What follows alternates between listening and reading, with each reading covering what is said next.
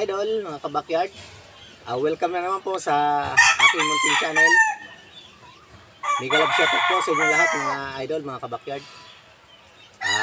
Shoutout po sa mga kababayan natin yung FW. Sa kababayan ko mga nakatira na sa iba't ibang bansa. Yan, shoutout po sa inyo mga idol.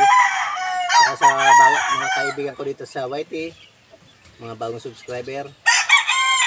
At saka sa mga dati ko pang subscriber.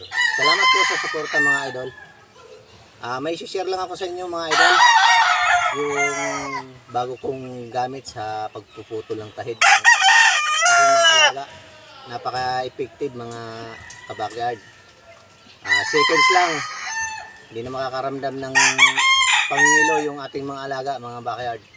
Bago ko pakita sa inyo mga kabakyard. Intro muna tayo mga kabakyard.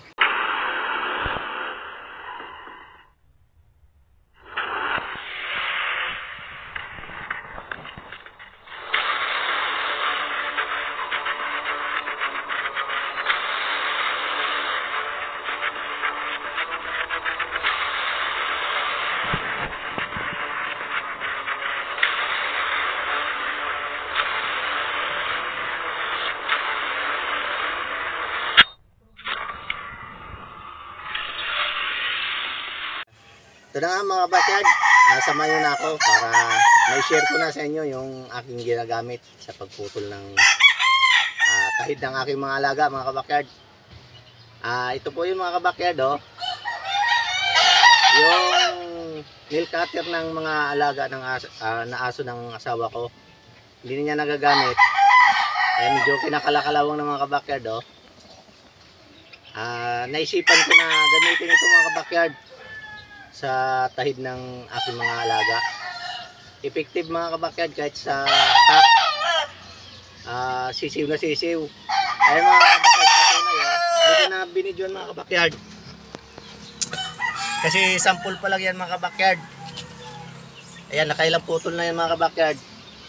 Ito yung ano niya hindi pa nga matulis bago ko isiniyar mga kabakyard sa inyo, sinubukan ko muna para sigurado effective bago i-share sa inyo. Kung mayroon kayo nito mga kabakyard na ginagamit, gamitin nyo po sa tahid ng ating mga alaga. Napakaganda gamitin. Seconds lang mga idol.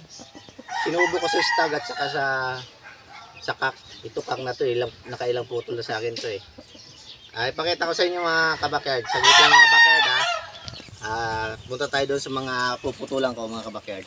Ito mga kabakyard yung isa sa mga puputulan natin. Kailangan talang putulan mga kabakyard kasi mabait ito minsan may sumpong to Tignan nyo, napakatulis mga idol Ayan, galit na naman yan mga idol. Ayan. Susubukan ko na putulan mga idol. Hindi na masyado natin tututukan kasi pagalitan naman tayo ni Lolo. Saglit lang mga idol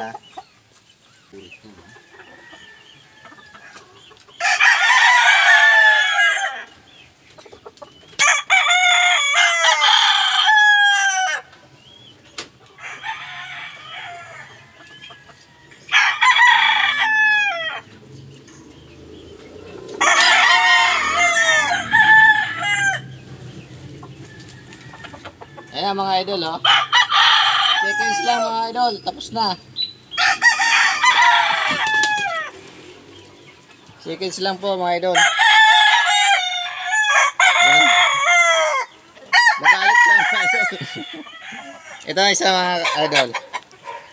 Ayan napaka-tulis din yan mga idol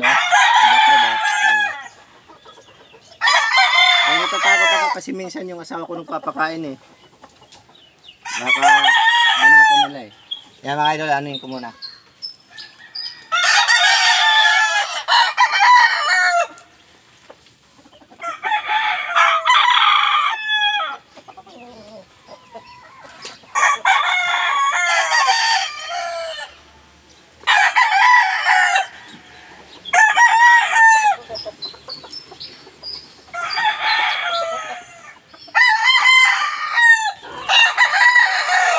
Mga kabakyard seconds lang, tapos na.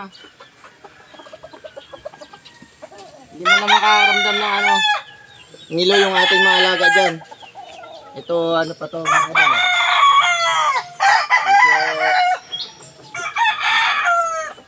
maiksi pa. Ito, mga kabakido.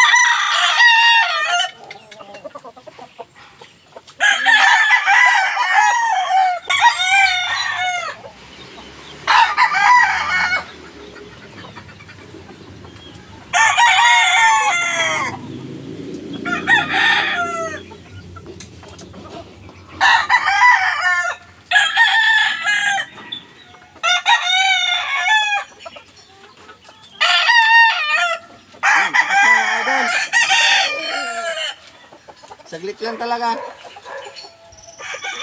Ito lang susunod ko mga kabakard. Ito, medyo matulis na rin ito.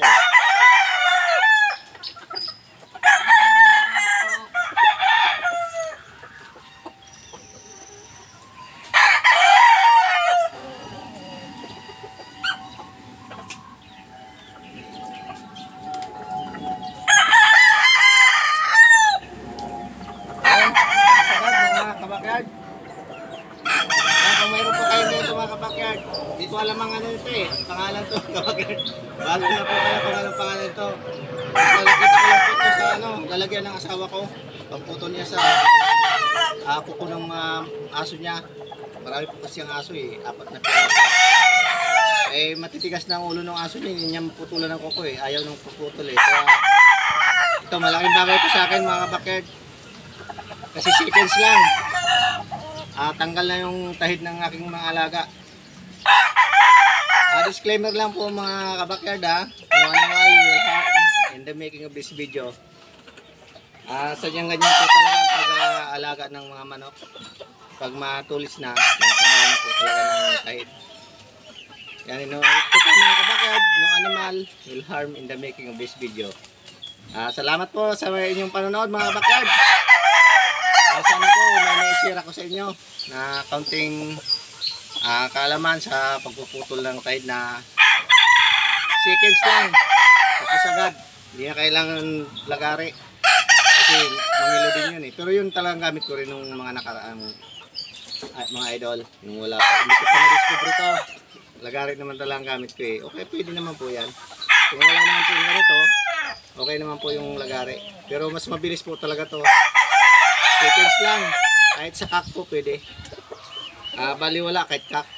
Saglit lang. Ayan, hanggang dyan na lang po mga idol ang ating video. Salamat po sa inyong panonood. Sana po may na-share ako. Ayan, God bless po sa ating lahat mga idol. Bye bye po.